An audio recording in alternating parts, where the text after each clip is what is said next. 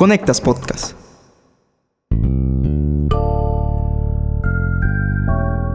Justicia o venganza. En América Latina, los juicios y condenas a expresidentes se acumulan. Corrupción, abusos de poder, conspiraciones. Nombres como Martín Vizcarra, Cristina Fernández, Jair Bolsonaro y Álvaro Uribe protagonizan hoy los titulares. ¿Pero qué hay detrás de estos procesos? En una región profundamente polarizada, el sistema judicial parece moverse en una delgada línea entre castigar la impunidad o ser utilizado como un arma política. Esta semana en Tenemos que hablar, Uribe, Bolsonaro, Cristina, la sombra de los expresidentes presos en América Latina.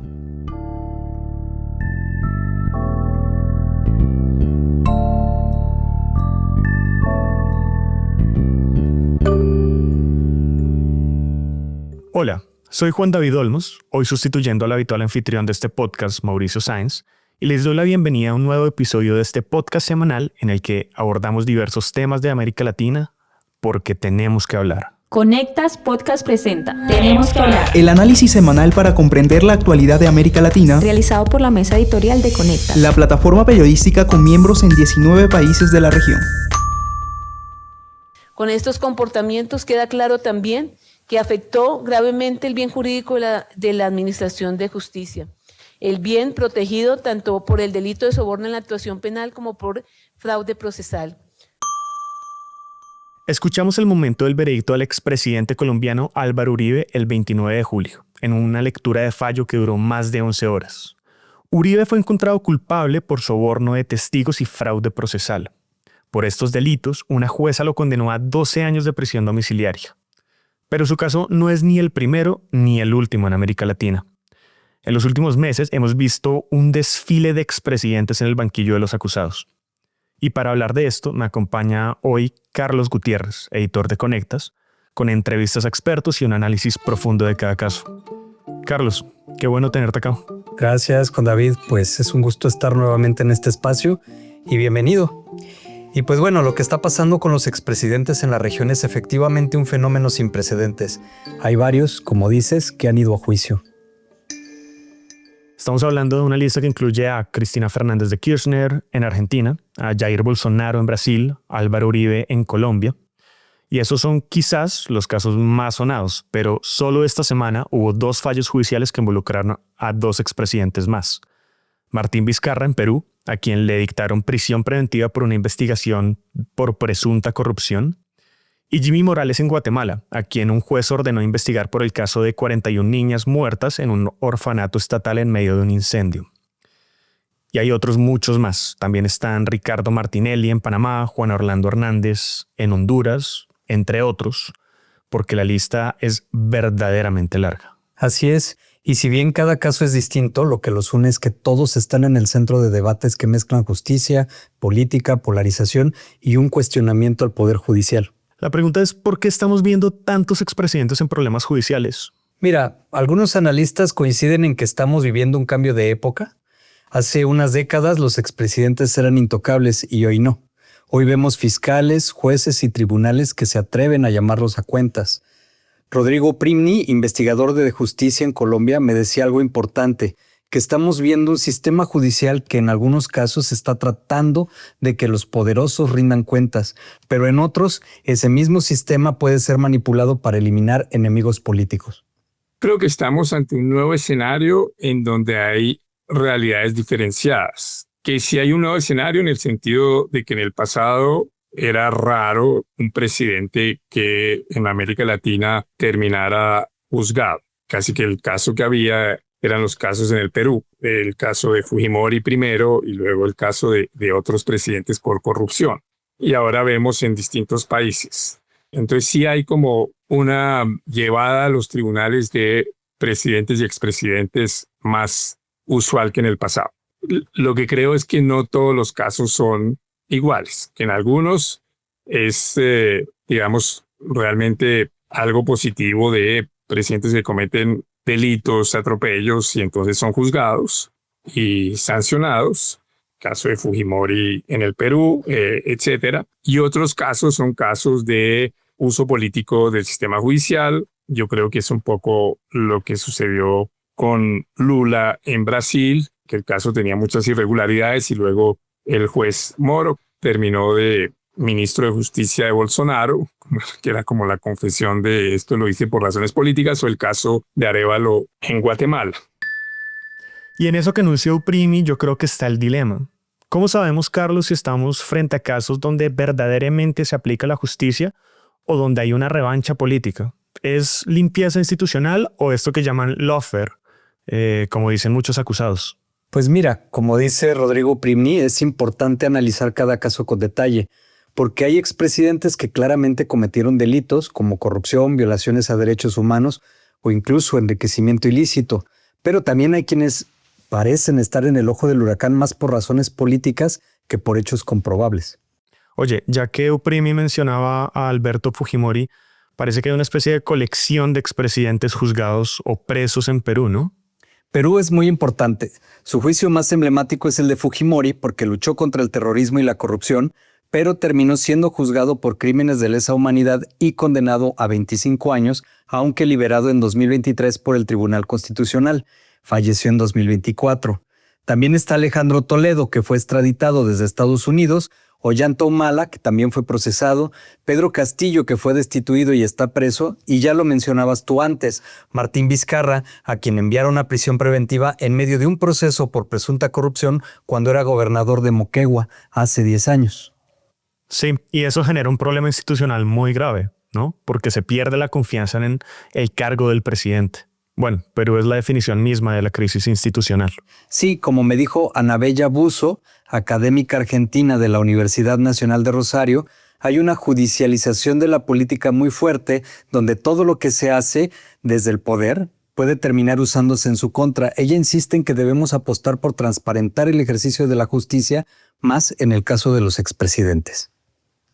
La justicia y la transparencia de la justicia, como otro de los poderes del Estado, es un valor que América Latina debería cuidar y a veces esa justicia no se porta tan bien.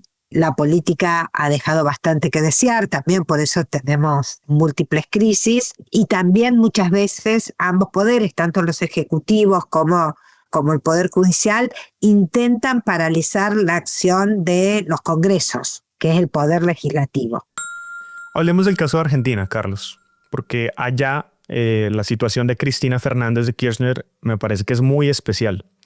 Aún privada de su libertad, sigue siendo la figura opositora más fuerte del país. Así es, fue condenada a 6 años de prisión domiciliaria e inhabilitación perpetua por presunta corrupción en la adjudicación de obras públicas, pero ella sigue liderando desde su casa. Coordina al Partido Justicialista, influye en las campañas, mantiene un perfil activo en redes sociales. Es muy simbólico ese elemento del balcón de Cristina. La gente va a su casa, se acerca, le grita, la saluda. Sí, se ha convertido en un punto de encuentro para el peronismo. Incluso hubo discusiones jurídicas sobre si podía salir al balcón o no. Los fiscales pedían que los jueces se pronunciaran al respecto. Los fiscales pedían que los jueces fuesen explícitos sobre si podía o no podía salir al balcón de su casa. Por el momento sale, pero hay una recomendación de que eso no altere el funcionamiento de la zona donde está el departamento. Ella misma ha comentado en redes sociales que la gente pasa por la calle y mira el balcón del departamento y le manda saludos, le grita, digamos, desde una vereda hasta otra, con cosas como buen día Cristina, me voy a trabajar, o sea, le comentan sus cosas cotidianas. Ya, no cabe duda de que el balcón está siendo un elemento muy importante en este caso y que me parece que muestra muy bien esas consecuencias políticas de estos fallos. También he escuchado que hay un movimiento internacional a favor de Cristina, algo así como Cristina Libre, ¿no? Pues sí, es un movimiento que emula el que en su momento se utilizó para liberar al actual presidente de Brasil y que se llamaba Lula Libre cuando estuvo más de 500 días en prisión. El discurso de los seguidores de Cristina Fernández es que en este caso hay un uso político del sistema judicial impulsado desde la presidencia con intención de sacarla de la carrera política. Bien, ¿y qué pasa actualmente en Brasil, Carlos? Allá como que se invirtieron los papeles. Ahora Lula está libre y es el expresidente Jair Bolsonaro quien tiene líos judiciales. Hay que decir que este caso tiene un componente internacional además, ¿no? Con las conexiones con Estados Unidos, con la administración de Donald Trump. Bolsonaro está siendo investigado por su participación en un intento de golpe de Estado que sucedió en enero de 2023. Fue condenado a usar tobillera electrónica, tiene prohibido usar redes sociales y actualmente está bajo arresto domiciliario. Pero más allá de eso, sigue teniendo influencia. Y sí, sus hijos tienen conexiones políticas muy fuertes.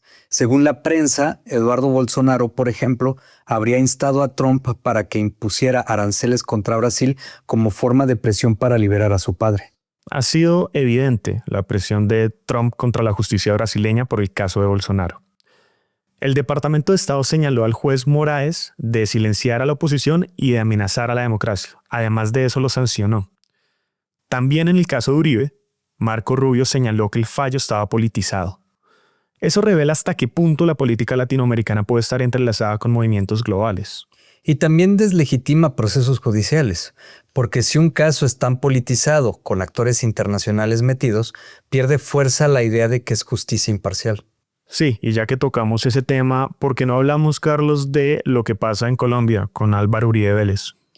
Bueno, como ya dijimos, Uribe fue condenado por fraude procesal y soborno, pero lo que llama la atención es la solidez del proceso. Participaron múltiples jueces de distintos tribunales en diferentes gobiernos.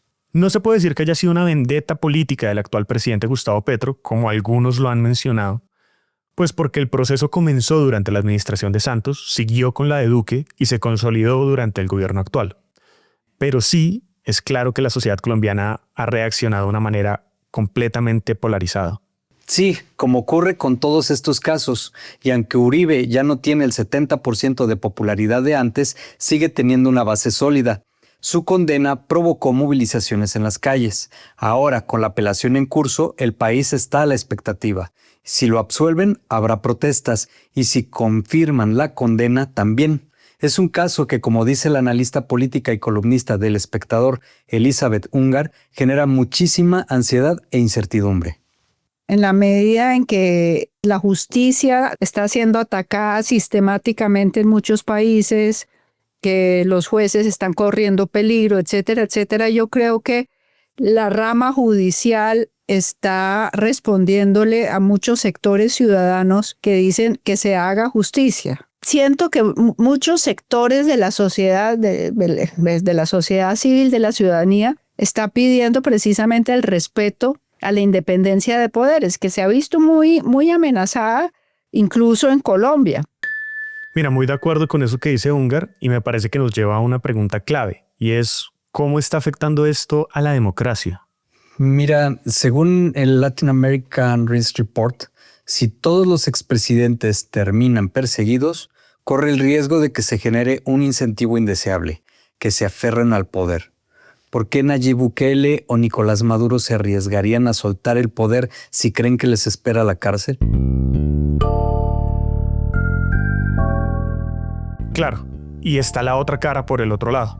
Si no hay justicia, si no se castiga la corrupción o los abusos de poder, se instala la impunidad. Es un tema delicado. Si se castiga mal, se socava la democracia. Si no se castiga nada, también. Lo que falta en muchos países es un sistema judicial verdaderamente independiente, con credibilidad y sin interferencias políticas. Clarísimo, Carlos. Pues esta ha sido una conversación muy necesaria, me parece, y te agradezco mucho por el recorrido, por los datos y por ese contexto. No, pues gracias a ti, Juan David. Y a quienes nos siguieron, los esperamos en la próxima edición de este podcast semanal de Conectas, porque tenemos que hablar.